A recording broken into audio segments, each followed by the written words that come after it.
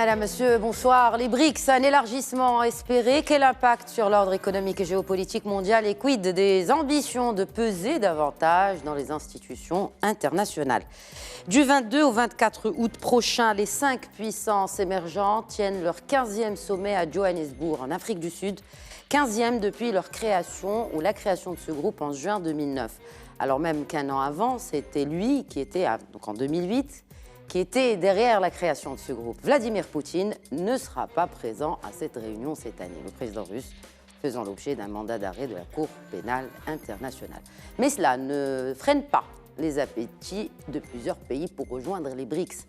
Selon l'ambassadeur sud-africain pour l'Asie et les BRICS, pas moins de 22 pays ont formellement approché les pays des BRICS pour devenir membres à part entière de ce groupe. Et autant auraient exprimé cette volonté de manière informelle. Encore faut-il que la demande fasse l'objet du consensus des 5 membres du groupe.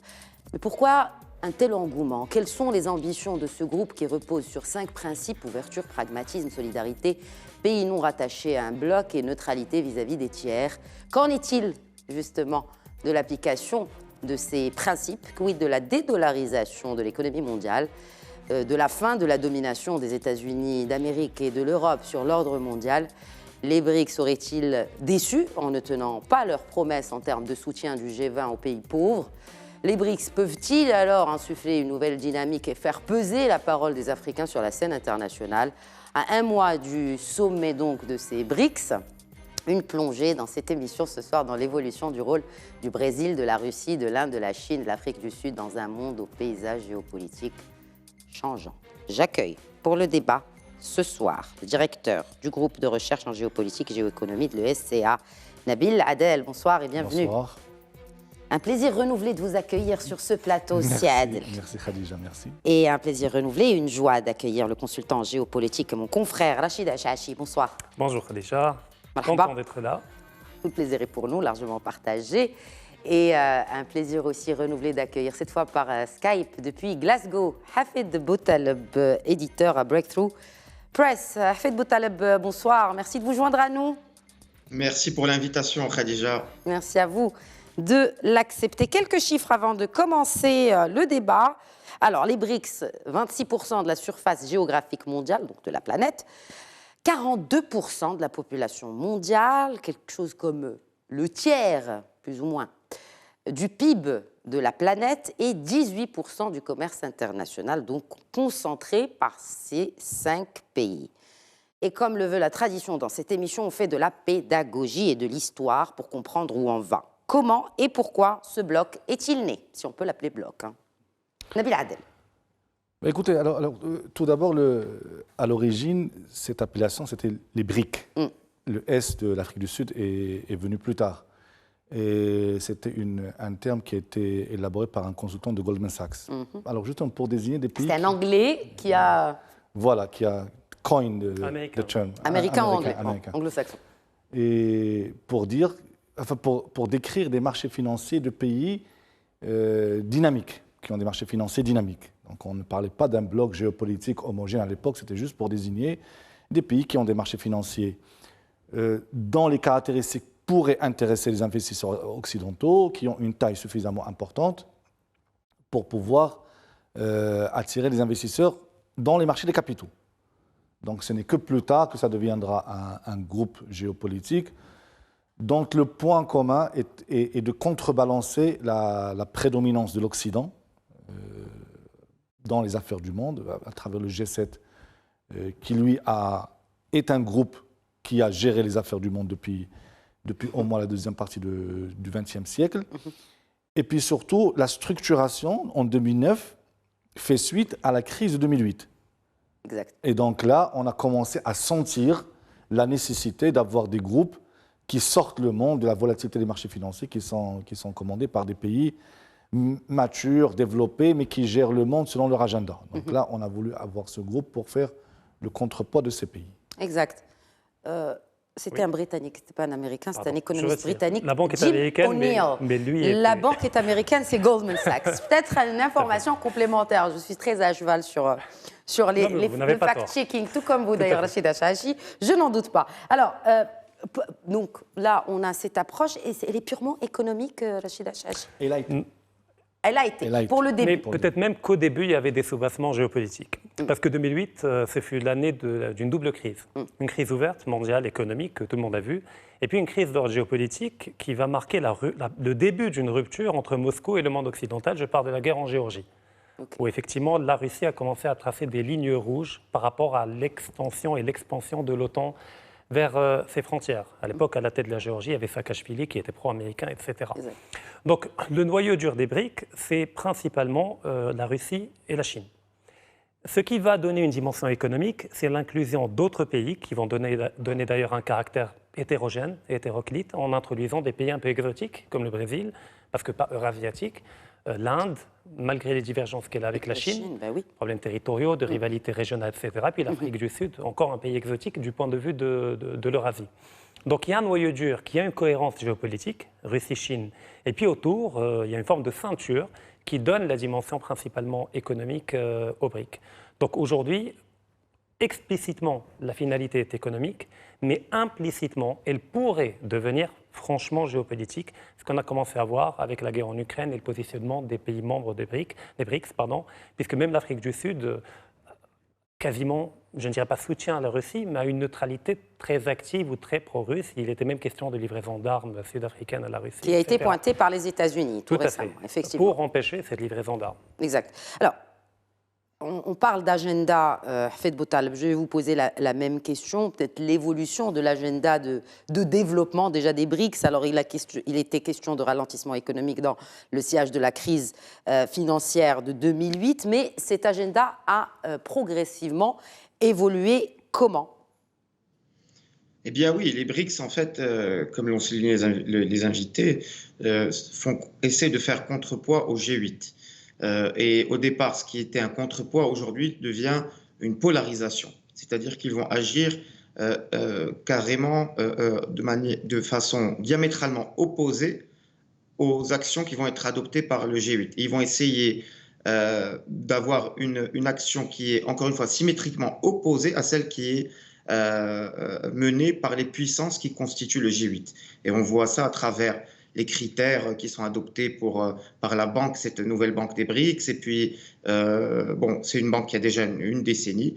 Et puis aussi l'approche par rapport aux pays en développement, le discours qui sera tenu, comme ce qui s'est passé par rapport à cette crise en Ukraine. Le positionnement des BRICS essaye d'être différent et même aller plus vers la Russie. C'est normal, la Russie fait partie des BRICS. Mais il faut souligner que ce n'est pas encore une organisation mûre, avec des institutions bien installées. C'est encore une organisation qui est en pleine évolution. Et peut-être c'est encore trop tôt pour se prononcer sur le vrai positionnement des BRICS. Aujourd'hui, on a l'impression qu'on est en train d'aller vers une nouvelle, vu le nombre de pays qui demandent à y adhérer, vers une nouvelle organisation des pays non alignés, mais plus adaptée à la réalité du 21e siècle, moins idéologique, plus axée sur les échanges économiques. Et surtout, il y a eu dans ces pays non alignés qui par le passé étaient très sous-développés, il y en a eu qui sont devenus émergents puis développés, comme la Chine par exemple. Et puis donc ils ne se sentent plus en cohérence avec le non-alignement. Ils ont évolué, migré vers cette nouvelle organisation. Mais encore une fois, c'est pas encore une organisation bien mûre et aux contours bien définis. Et il faut attendre encore les prochaines décennies pour qu'il y ait peut-être une organisation de BRICS qui soit similaire à celle du G8 ou du G20. Les contours, en tout cas, de ces BRICS et les axes ou les principes fondateurs contenus justement dans cette charte des BRICS et sur leur site internet, et je les évoquais dans mon introduction, il y a l'ouverture, le pragmatisme, la solidarité, le non-alignement ou le pays non rattaché à un bloc et la neutralité vis-à-vis des tiers.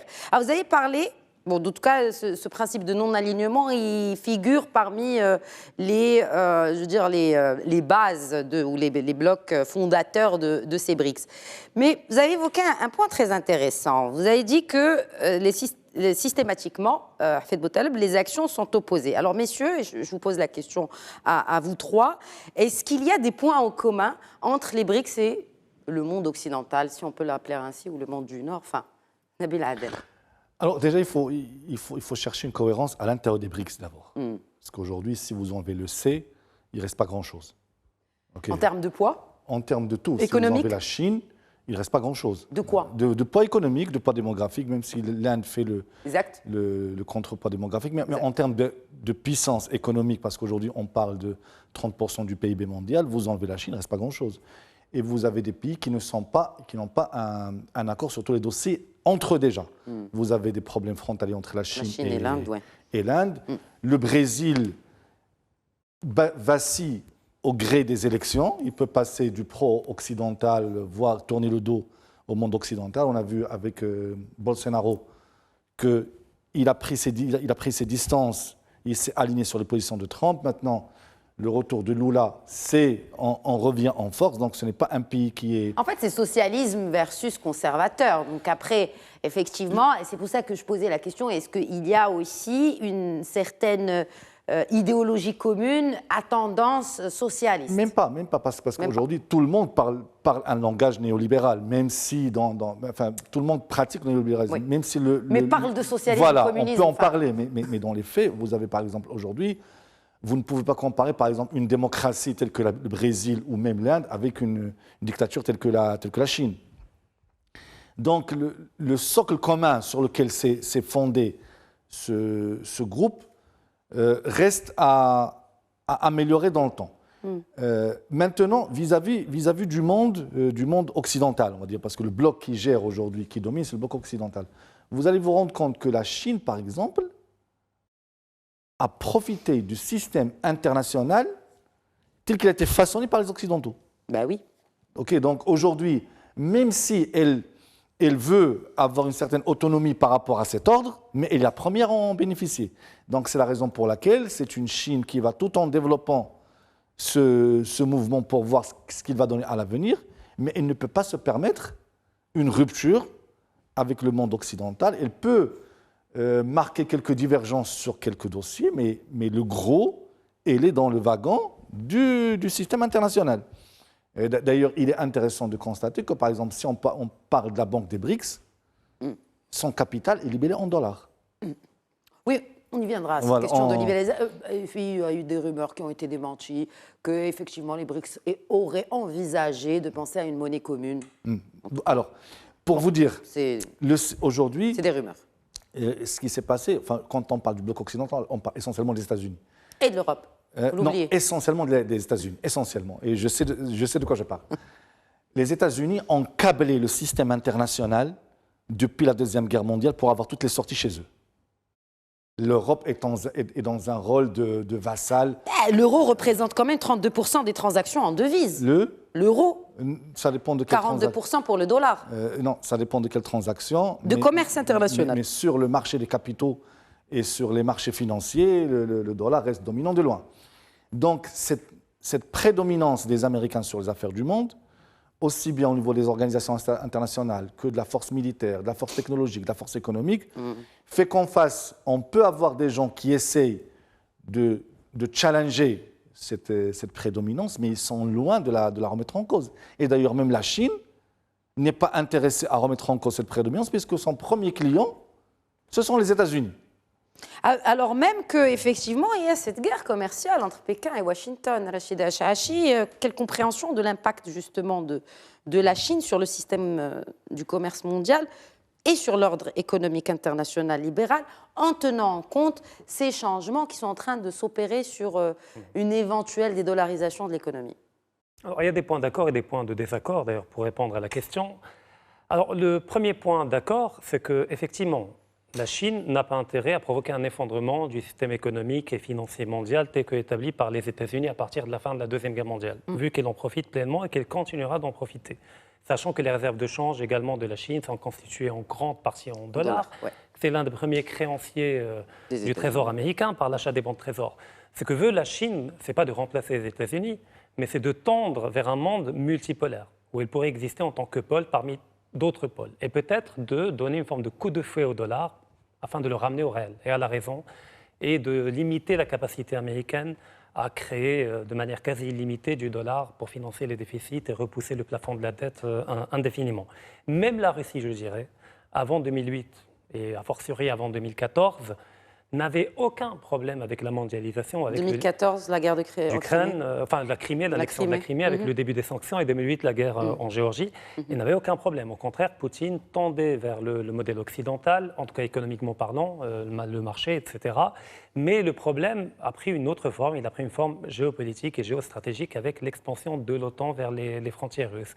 Mais le problème n'a jamais été d'ordre structurel, c'est-à-dire en termes de rapport à l'économie ou au marché. Donc ça, c'est le point de départ. Après, le point de désaccord, c'est la question du poids. Effectivement, on calcule en désaccord PIB. avec ce que disait Nabila Adel. Oui, et par rapport à la Chine, poids. pour répondre à la question de la Chine. Alors, quand on parle du poids en PIB, enfin, le PIB, il faut nuancer 1000 fois, c'est-à-dire pour avoir le vrai poids économique. Déjà, quand on comptabilise un PIB américain qui est tertiarisé, qui est quasiment fictif dans une partie relativement importante, et le PIB chinois où l'industrie est quand même encore prépondérante, et la Russie, dont on dit que le PIB serait égal à celui de l'Espagne et l'Italie, ce qui est totalement de mauvaise foi ou faux. Je ne parle pas de ce que dit Nabil Adel, il ne l'a pas dit. Mais ce qui se dit par ailleurs, parce que quand on calcule en parité de pouvoir d'achat, c'est le PIB de l'Allemagne. Mais quand on enlève le PIB et qu'on voit le poids de la Russie au niveau des matières premières, les commodities, c'est le quart des matières premières à l'échelle mondiale. À tous les niveaux. Vous prenez n'importe quelle matière première, la Russie est dans le top 3. Exact. Pétrole, gaz, diamant, uranium enrichi. Et jusqu'à aujourd'hui, malgré la guerre, malgré les sanctions, les Américains continuent de se faire livrer auprès de la Russie de l'uranium enrichi pour leurs centrales nucléaires. Parce que la Russie maîtrise une technologie d'enrichissement qui est infiniment... Il n'y a pas un embargo, il n'y a pas des sanctions. Ils ne font pas bêtes, ils font un embargo sur tout, sauf sur ce dont ils ont besoin. Enfin, c'est l'Europe qui subit principalement les sanctions, alors que les États-Unis se permettent encore de continuer d'acheter. Même les compagnies américaines continuent de vendre des semi-conducteurs à la Russie par des voies déviées à travers le Kazakhstan, l'Azerbaïdjan, l'Arménie et puis même la Chine. D'ailleurs, ça a été pointé du doigt dernièrement par un rapport. Donc, il faut relativiser un peu le calcul en termes de PIB et de dire qu'effectivement, dans les BRICS, on a le réservoir de matières premières, avec la dimension également stratégique militaire. On a la Chine, qui effectivement est un point industriel incontournable et majeur à l'échelle mondiale, parce que l'Occident a profité de la Chine également. Il n'y a pas que la Chine qui a profité du monde occidental. Mais la Chine, il y a là ce contraste aussi, ce paradoxe, ce qu'on appelle le paradoxe chinois. C'est une puissance économique, de fait, mais c'est aussi un pays en développement. Alors, je ne sais pas si on peut qualifier. C'est un pays en rattrapage technologique, je dirais. Je ne dis pas que c'est un pays en développement. C'est pas tout à fait. En tout cas, par les économistes, en tout cas, on parle aussi de la Chine. Et c'est un peu comparable à tous les autres pays du BRICS. Enfin, pas l'Afrique du Sud, mais ils sont en tout cas en développement, que ce soit l'Inde ou le Brésil. Alors que ce sont des puissances économiques de par les matières premières. Le cas brésilien, c'est et puis la Chine, elle a la Russie pour les matières premières, avec des prix préférentiels d'ailleurs. Mais pour répondre rapidement, et l'Inde aussi. Pour le blé notamment, c'est l'un des plus grands producteurs mondiaux de blé. Pour répondre à la Chine, le point commun avec le monde occidental ou l'Occident collectif, y compris le Japon, au fait, c'est un point commun mais décalé dans le temps. C'est-à-dire que le monde occidental a enclenché la mondialisation, la financiarisation, le libre-échange, etc. Et au moment où il commence à s'en retirer, on l'a vu avec le Brexit, on l'a vu avec Trump, avec un certain nombre de mesures, c'est la Chine qui devient le champion de la mondialisation, du libre-échange et du commerce mondial, et on tend à le défendre.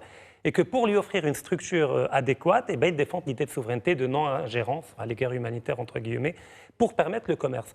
Quand Poutine parle du nucléaire, celui qui le calme, c'est la Chine, c'est pas l'Occident, qui trace une ligne rouge, c'est-à-dire fais la guerre comme tu veux, fais ce que tu veux, mais il est hors de question de parler de nucléaire ou d'usage d'armes tactiques. La Chine a besoin de paix pour se développer et pour développer le commerce à l'échelle mondiale. Après, c'est un prédateur comme un autre. Je ne dis pas que c'est quelqu'un qui veut respecter les règles du jeu, mais qui respecte les règles du jeu à l'échelle mondiale? Si on a encore des règles du jeu, parce qu'elles sont très changeantes. Elles changent à l'humeur et au gré de plusieurs facteurs. Et on en discute. On a la chance d'avoir 3 experts avec nous ce soir pour justement discuter de ces facteurs. Il y a cette question de l'élargissement, des enjeux d'élargissement des BRICS. Cet ambassadeur itinérant de l'Afrique du Sud, justement pour les BRICS et l'Asie, qui annonce 22 pays... formelle avec Hafed Boutaleb, la question vous est destinée. Donc 22 pays qui veulent adhérer, 22 autres pays auraient émis des demandes informelles, mais en tout cas, on se bouscule au portillon, on a envie d'adhérer à ces BRICS. Pourquoi ? Parce qu'en adhérant aux BRICS, on acquiert le statut de puissance régionale dans la région à laquelle on appartient.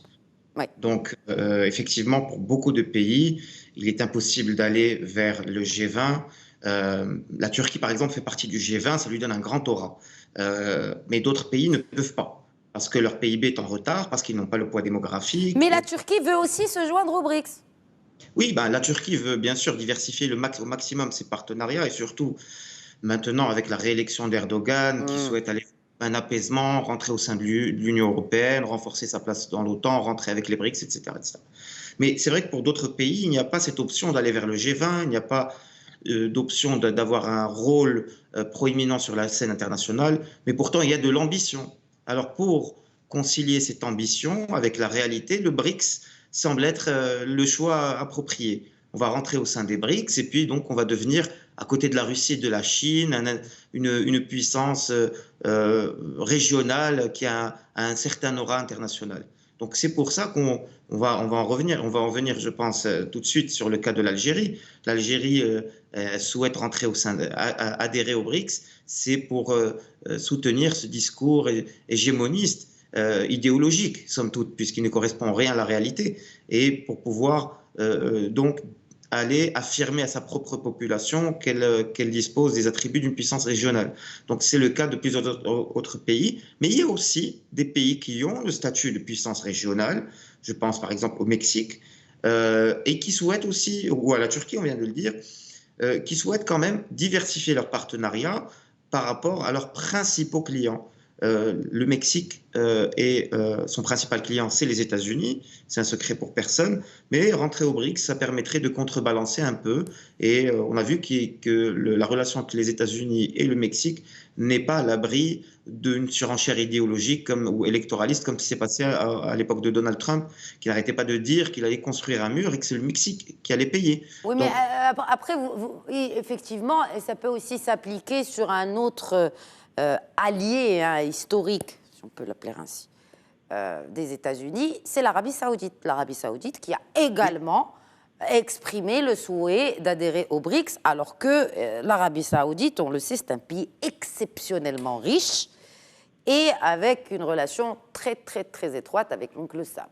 Ben oui, bien sûr. En fait, ça permet de contrebalancer, de s'émanciper de la mainmise de l'allié principal que ce soit, comme l'exemple que je viens de citer, le Mexique ou bien l'Arabie Saoudite. L'Arabie Saoudite, en intégrant les BRICS, se donnera une nouvelle profondeur géopolitique et s'émancipera de plus ou en grande partie de la mainmise américaine, ce qui ne veut pas dire qu'elle va couper tout lien avec les États-Unis. Et c'est une recomposition de la géopolitique mondiale dans un monde qui est de plus en plus multipolaire, comme on peut le constater. Ok. Un commentaire sur ces pays qui veulent adhérer aux BRICS, Nabil Adel. Alors, la liste est longue. Hein. Bahreïn, Indonésie, les Émirats arabes unis, l'Iran, l'Arabie saoudite. Vraiment, il y a de tout. Hein. Pour le coup, c'est vraiment de tout, aucun point commun, déjà. Justement, alors c'est ça le problème, c'est l'identité des BRICS. Parce qu'après, si tout ce bon monde adhère, ça ne sera plus les BRICS. Il faut leur trouver un nouveau nom. Oui, il faut l'alphabet. Enfin, voilà. C'est un peu le... mais le problème, c'est quoi l'identité? Est-ce que c'est un marché commun? Est-ce que c'est une zone de libre-échange? Est-ce que c'est une organisation internationale? Aujourd'hui, on ne sait pas quels sont les contours de cet ensemble. Est-ce que ce sont des réunions annuelles de coordination, mais qui n'ont pas un poids décisionnaire sur les politiques internes des pays? Ça ne peut pas être un G7 ou un G20, par exemple, si on change le... Alors, le G7, c'est quoi? D'une manière concrète. Oui. Avant, c'était le G8. Avec la Russie. La Russie. Voilà. C'était quoi le G7? Si on se réunit pour se partager le monde. C'est pour faire simple. Voilà. Moi, je suis là. Moi, la France, je suis en Afrique de l'Ouest. Toi, l'Italie, ne t'approche pas. Pour faire simple. Okay. Ouais, vous avez repris un peu la chanson du Chicken Jaffa Coli. Ils ont partagé le monde, mais donc, oui, c'est une manière de voir les choses, en tout cas, Nabil Adel. Et de maintenir un minimum de cohésion au sein des 7 pays les plus industrialisés du monde. Voilà. Maintenant, quand vous mettez autour d'une même table l'Iran et l'Arabie Saoudite, même s'il y a un rapprochement de circonstances, mais les divergences sont tellement profondes que je ne vois pas quels sont les sujets sur lesquels ils vont discuter. Okay. Donc, quelle est l'identité réelle de ce groupement? Est-ce que nous sommes sur un groupement économique dont la seule ambition, c'est de dédollariser le monde? et faire face à l'hégémonie américaine, sachant qu'une bonne partie des pays peuvent changer de discours au gré des élections. Par exemple, si demain Donald Trump revient aux affaires, vous allez voir que l'Arabie saoudite va renforcer ses relations avec les États-Unis. Qu'est-ce qu'il vous fait dire cela? Vous pensez que c'est vraiment une question de qui est au pouvoir aux États-Unis? Ce qui se passe aujourd'hui entre l'Arabie saoudite et les États-Unis, c'est dû à l'arrivée de Biden et aux déclarations de Biden, comme quoi il va imposer des sanctions à l'Arabie saoudite, qui ne serrait pas la main au prince héritier, Khashoggi, et ainsi de suite. C'est finalement le prince héritier qui ne lui serra pas la main voilà. Une fois arrivé sur le territoire saoudien, alors que des semaines avant, il disait que c'était une paria. Mais bon, et que les Américains sont pragmatiques. Donc naturellement, voilà, naturellement. Mais si vous pensez qu'en 2024, s'il y a changement de pouvoir à la tête des États-Unis d'Amérique... Non, je ne dirais pas que l'Arabie saoudite va retirer sa demande d'adhésion. Oui. Mais vous allez voir des relations beaucoup... Ça va se réchauffer. Ça va se réchauffer considérablement. OK.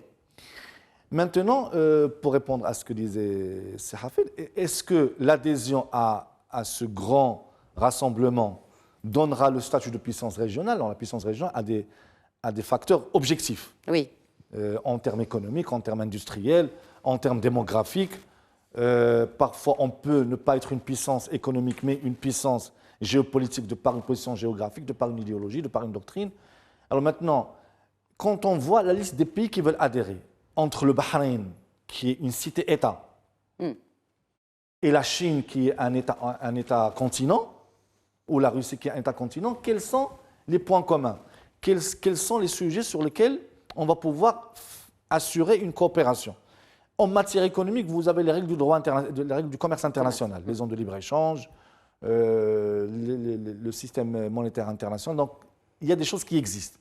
Aujourd'hui, et d'ailleurs, ce qu'il faut remarquer, c'est que nous ne sommes pas en présence d'une institution internationale, parce qu'il n'y a pas d'organe, ni secrétariat permanent, ni organisation.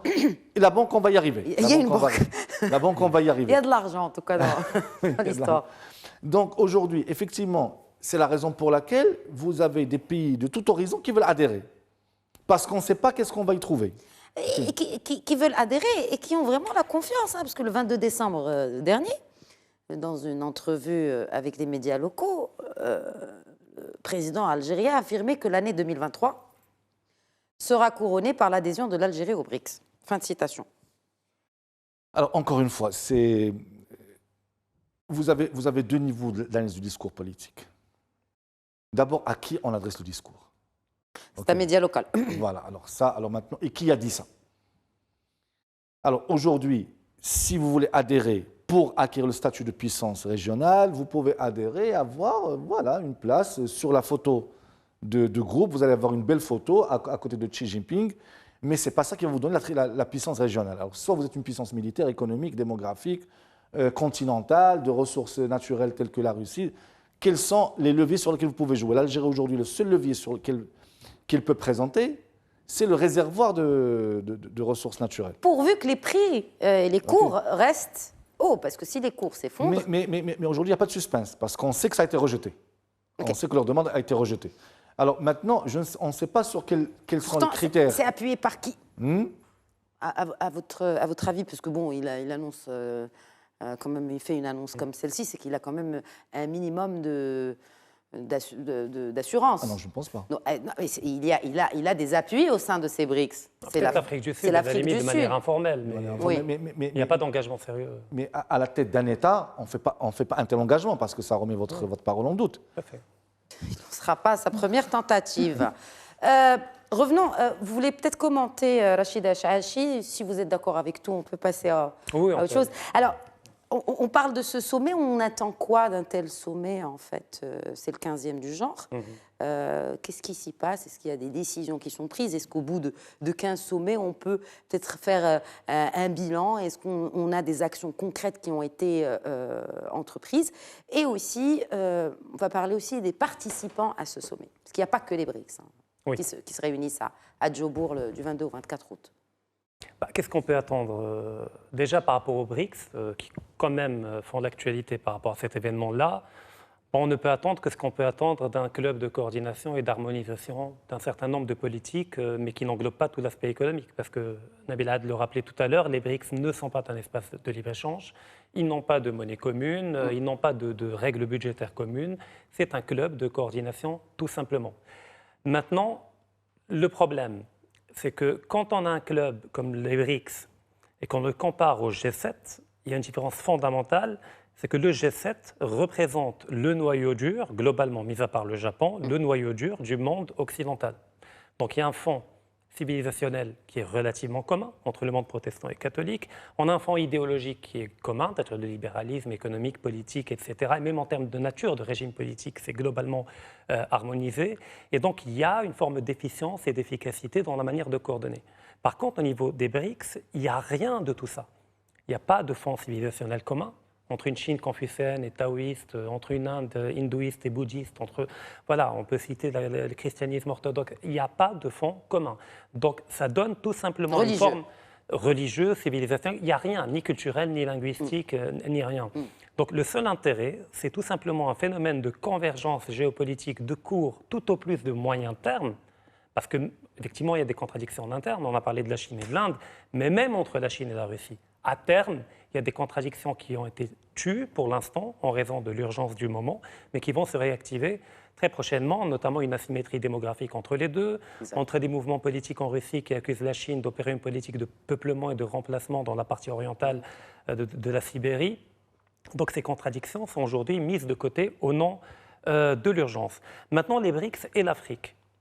Alors effectivement, on a vu la Chine, d'autres pays également, la Turquie, investir l'Afrique de manière de plus en plus importante, mais on a vu également la Russie, par la médiation de Wagner, qui pose aujourd'hui 1 million de questions par rapport à ce que ça va continuer comme ça ou pas, parce qu'on assiste à un relatif démantèlement de Wagner sur le territoire russe, ce qui ne veut pas dire que la Russie ne gardera pas un levier de contrôle au niveau du continent africain. Tout dépend du deal qui a été fait entre Prigojine et Poutine.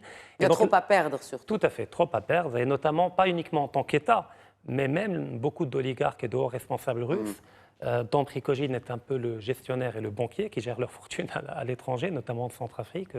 Ils leur cachent leur or et leur argent, d'où le fait qu'il est encore en vie.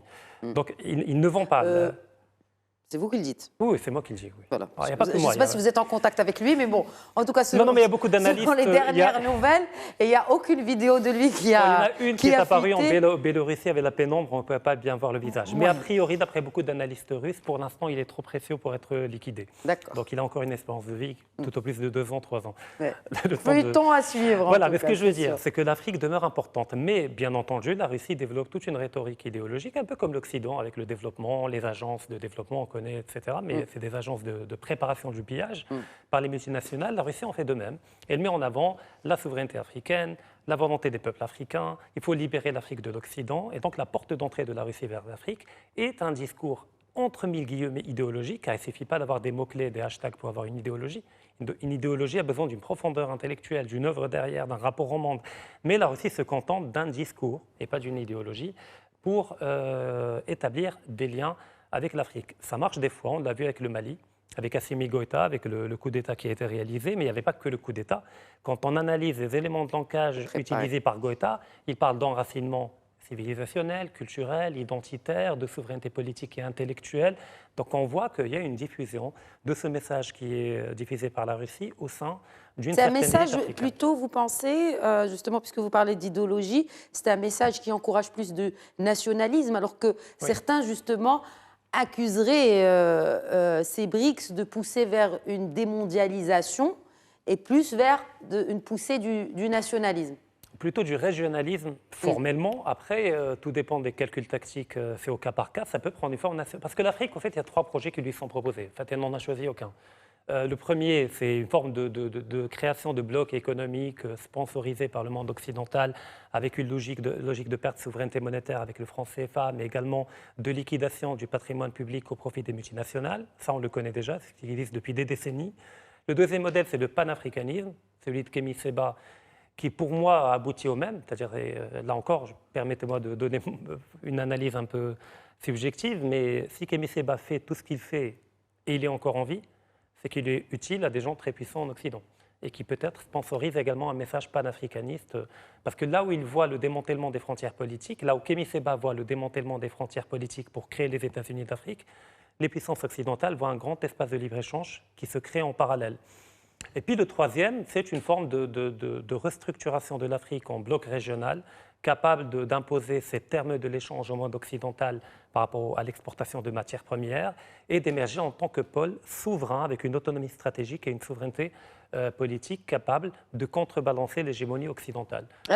Alors, c'est pour ça, parce qu'on parle de ce sommet, selon ces organisateurs, et donc parce que ils prennent la présidence de ce groupe, il s'agit de l'Afrique du Sud pour l'organisation de ce sommet. Ils ont préféré mettre l'accent sur les pays du Sud, lançant des invitations aux 54 dirigeants du continent africain. Fed Botaleb, et je me posais cette question en préambule, est-ce que vraiment ça va être la clé pour que la voix de l'Afrique soit plus audible sur la scène internationale, grâce aux BRICS?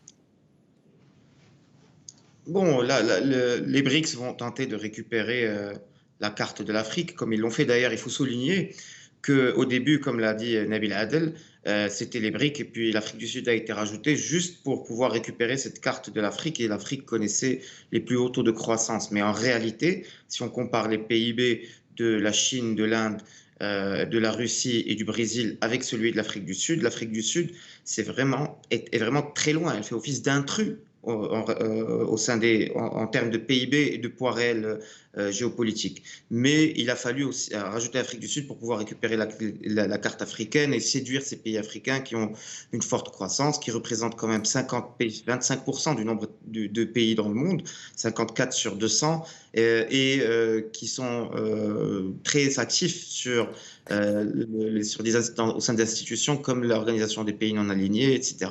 Donc oui, on voit que ce n'est pas les seuls d'ailleurs, les BRICS. Il y a régulièrement des sommets Europe-Afrique.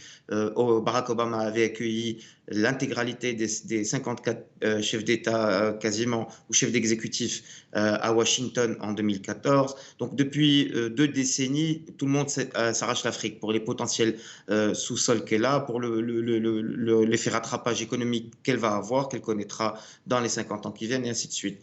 Mais il ne faut pas oublier que l'Afrique ne peut se défendre qu'elle-même, et en renforçant ses propres institutions, les organisations régionales, et qui sont elles-mêmes les piliers de la grande organisation continentale qui est l'Union africaine. Donc c'est le seul moyen pour l'Afrique de se défendre. On ne va pas compter ni sur la Russie, ni sur le Brésil pour pouvoir défendre la voix de l'Afrique. Mais cela dit, c'est bien pour les pays africains de diversifier leurs partenariats, de montrer à ces pays occidentaux, donc l'Europe de l'Ouest et les États-Unis, que le monde est en train de changer et qu'il faut à ces pays-là avoir une offre plus compétitive pour pouvoir faire face aux offres alléchantes qui viennent de la Chine, de la Russie, sur tous les plans militaires, économiques, ainsi de suite. Donc oui, c'est une bonne chose d'aller à ce sommet, mais ce sera un sommet pléthorique, il ne faut pas l'oublier, on est au lendemain d'une pandémie mondiale et d'une crise géopolitique considérable qu'est la guerre en Ukraine. Et il est important pour des pays comme l'Afrique qui subissent les contre-coups de ces guerres et de cette pandémie d'aller défendre leur voix au sein de ces forums internationaux et essayer de trouver des compromis, des solutions pour que l'Afrique cesse de subir, notamment aussi le changement climatique. Pour que l'Afrique cesse de subir les conséquences de crises dont elle n'est pas à l'origine. Et donc voilà. C'est pour ça qu'aussi, Fed Botaleb, c'est pour cela aussi qu'aujourd'hui, l'Afrique est dans cette philosophie de diversification et de s'affirmer aussi, de pouvoir choisir ses partenaires compte tenu des urgences alimentaires ou autres. Ou même pour le souci d'indépendance. Il ne faut pas oublier que les peuples ont lutté pour l'indépendance, surtout en Afrique, et on ne peut pas... On connaît un peu ce qui s'est passé au lendemain des indépendances en 1960. Certains ont parlé d'indépendance de façade. Et aujourd'hui, il y a une vraie volonté au sein des peuples, des intellectuels africains, de l'intelligentsia africaine, de rompre avec cette phase post-indépendance et vraiment de défendre une voie africaine originale, indépendante, pour défendre les choix stratégiques et défendre l'intérêt des Africains par les Africains. Voilà. Alors, oui, effectivement, c'est un espoir que portent beaucoup d'Africains.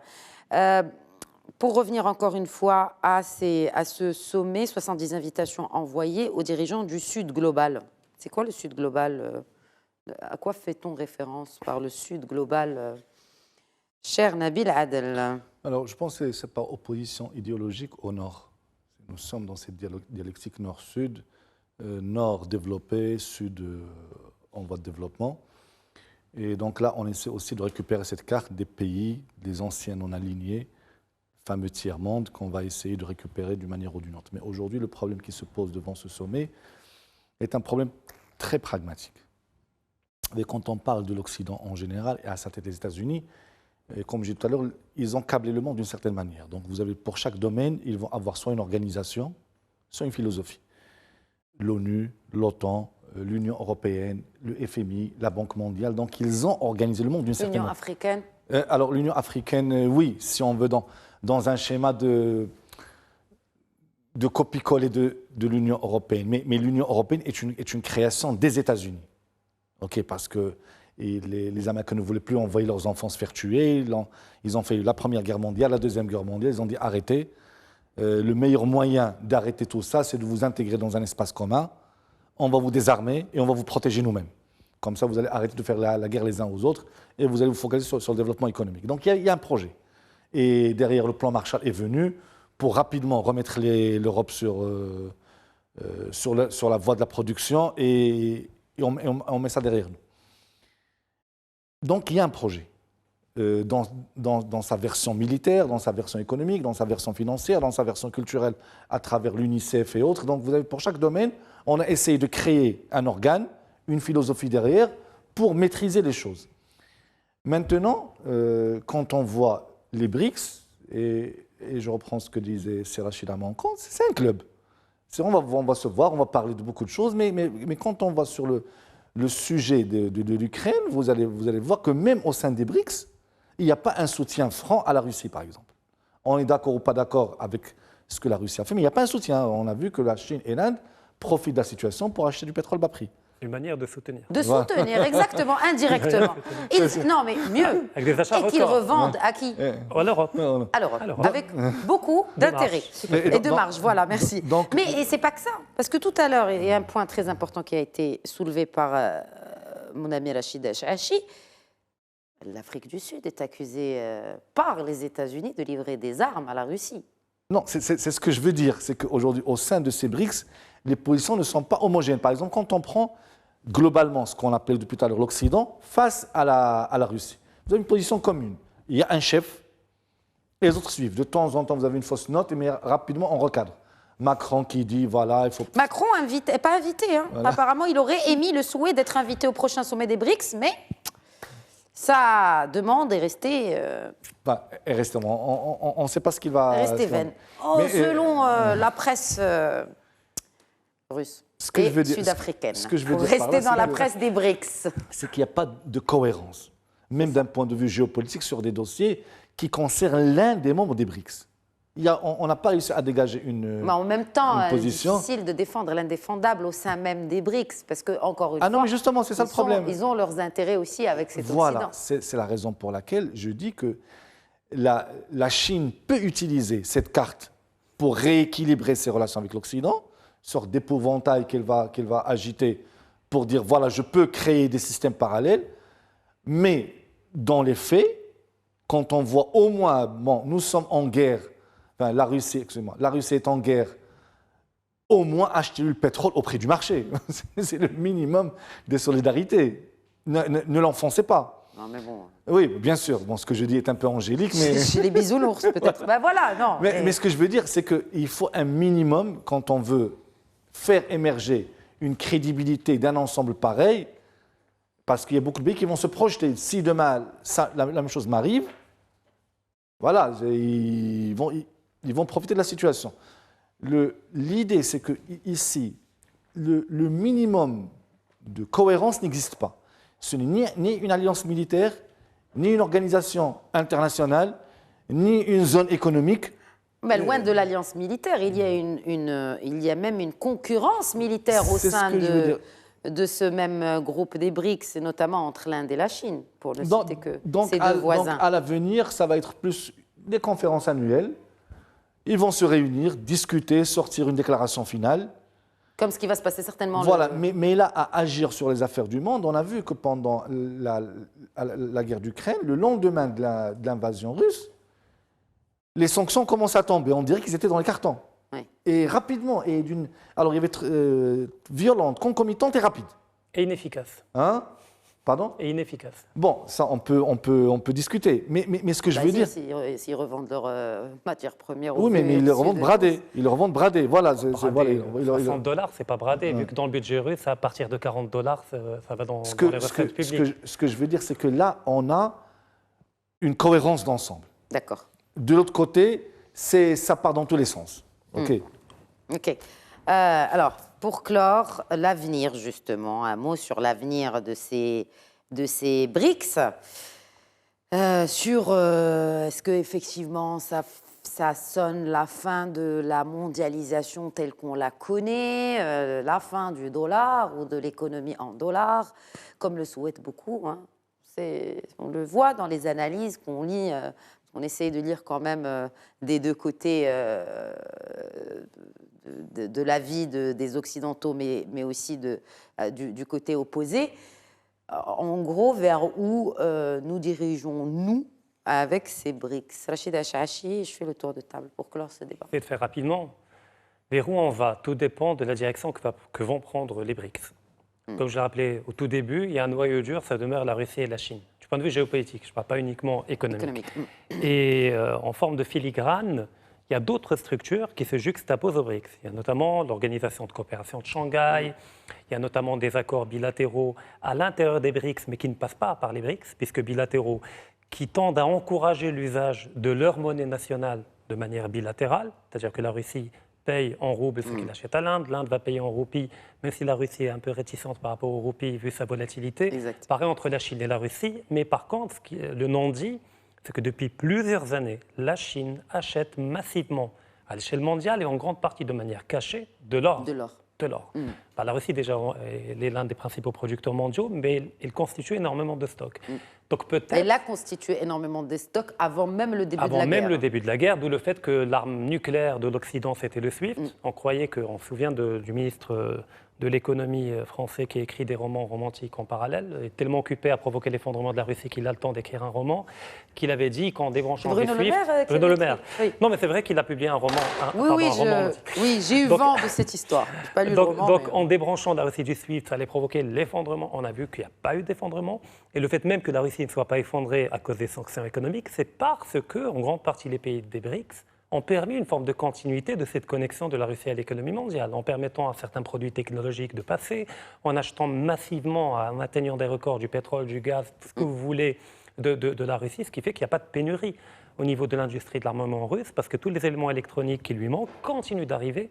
Et le peuple russe vivrait aussi bien. Non, il y a une perte de pouvoir d'achat, ça c'est évident. C'est important, parce que si on parle d'effondrement, l'effondrement peut venir de l'intérieur. Non, mais il n'y a pas d'effondrement de l'intérieur. Il y a une baisse relative du pouvoir d'achat, oui, mais globalement à Moscou, quand on parlait à des gens qui habitent là-bas ou dans les grandes villes principalement, le quotidien est globalement à peu près le même. C'est-à-dire il y a une baisse de pouvoir d'achat, mais ce n'est pas dramatique comparé à l'Ukraine ou comparé aux Européens, vu l'inflation qu'ils subissent également. Donc tout dépend de la direction. Si jamais les BRICS vont finir par créer des structures parallèles d'exercices militaires en commun, d'une monnaie commune qui serait l'or en réalité, même si elle aurait un coloriage papier et scriptural, mais ça serait de l'or, peut-être que ça pourrait être une forme de centre de coordination plus poussé avec une capacité d'agir, mais il ne faut pas rêver la dédollarisation, ce n'est pas pour demain. Le dollar comme monnaie de transaction demeure hégémonique. Le dollar comme monnaie de réserve pour les pays émergents et les pays des BRICS peut-être qu'effectivement, ça sera de moins en moins le cas, notamment l'Arabie Saoudite, qui entend, depuis quelques années, commencer à vendre son pétrole également dans d'autres monnaies que dans le dollar. Dans d'autres monnaies, et puis de faire son stock aussi stratégique en or, parce que ça reste quand même la valeur refuge. Et le but de la démarche, c'est pas de provoquer... pour des États ou pour des épargnants. Ouais. Et pour finir, le but de la démarche n'est pas de provoquer l'effondrement du dollar, mais de faire du dollar une monnaie sérieuse. C'est-à-dire, qu'est-ce qui permet aux États-Unis d'imprimer à l'infini? C'est que tout le monde utilise le dollar. Moins il y aura de demandes de dollars en tant que monnaie de réserve et de transactions, moins il y aura de planches à billets. De planches à billets. Un dernier mot, Hafed Boutaleb, pour clore. Alors, pour le côté positif des BRICS, c'est une organisation qui est quand même beaucoup moins homogène que les pays, que le G7, qui est assez très occidental, mis à part le Japon, donc qui a une coloration très occidentale, très homogène. Comme a dit Serrachid, c'est plutôt le monde anglo-saxon et catholique.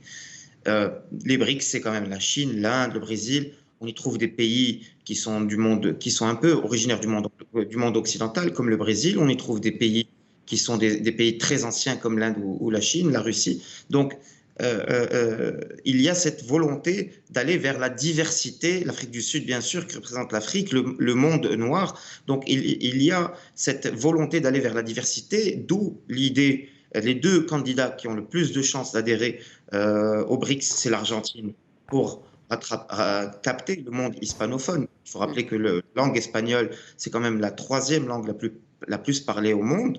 Et l'Argentine reste un pays qui a eu des positions assez à gauche, dirigées par des partis plutôt à gauche depuis pas mal de temps. Et puis, l'idéologie se rapproche un peu de celle des BRICS.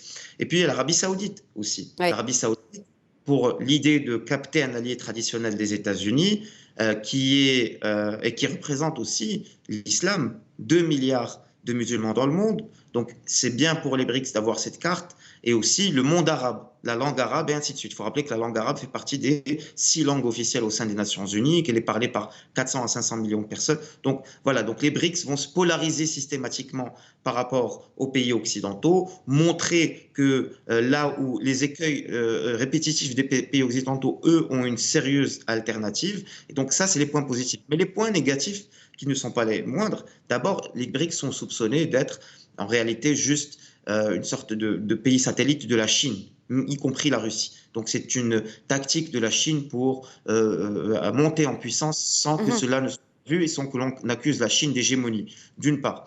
D'autre part, il y a... En 2 mots, Hafed Boutaleb, parce que le temps de l'émission est écoulé. D'accord, l'inimitié entre la Chine et l'Inde. Il y a eu une récente visite de Joe Biden en Inde. C'est vraiment dans la perspective de ce sommet des BRICS. L'Inde a beaucoup d'inimitié avec la Chine, un territoire de l'Inde que l'Inde accuse la Chine d'occuper. Et donc, si l'Inde se retire des BRICS, ça va être un sérieux coup porté à cette organisation.